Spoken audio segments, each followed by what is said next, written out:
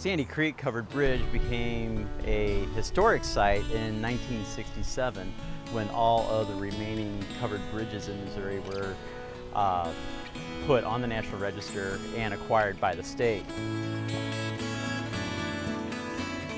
Sandy Creek Covered Bridge was built in 1872 as part of a project to connect Jefferson County, Hillsborough area to St. Louis County and St. Louis City. It is built along the old Lee May Ferry Road, and it is the only remaining bridge from that project. This bridge was built originally for approximately $2,000 in 1872. In 1886, it was destroyed by a flood. They took what remained of the bridge, rebuilt it at a cost of about $800, and so in 1886 it was rebuilt. It fell into very serious disrepair in the 1960s, 1970s, and once the state acquired the property, it was shut down to vehicle traffic in 1984, and it has been open to pedestrian traffic ever since that time. Many of the interior timbers are original. The large beams from the Howe truss system, which was developed in the early 1800s for covered bridges. The system has crossed large wooden beams with iron posts, iron bars to create tension, and that is what makes the bridge able to suspend over the creek. On top of the hill, which you cannot see at this time because it's so wooded, there was a toll keeper's house. There was a toll to cross the bridge, so it would cost you, say, 10 cents for a mule and 20 cents for a wagon and different things so you could cross the bridge. So the toll keeper lived here on site.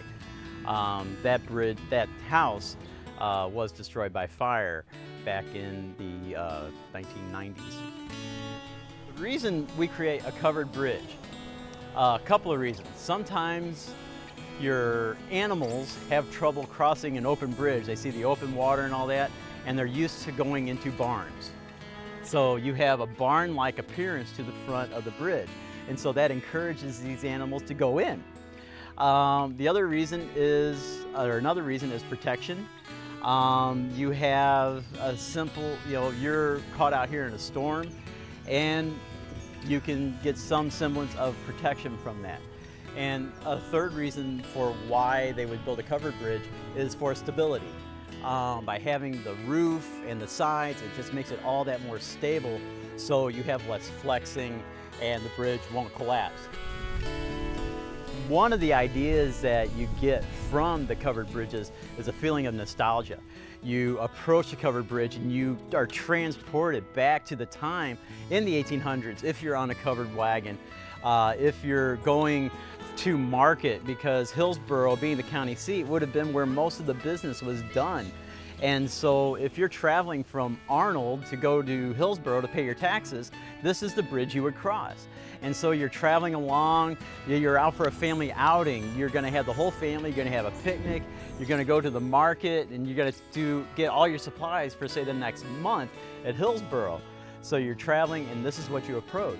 Even through the 1940s, 50s, if you were driving, say, in the 1920s in a Model T Ford, people would still cross this bridge, and you'd be all rickety, and it'd clank, and you would get that nostalgia.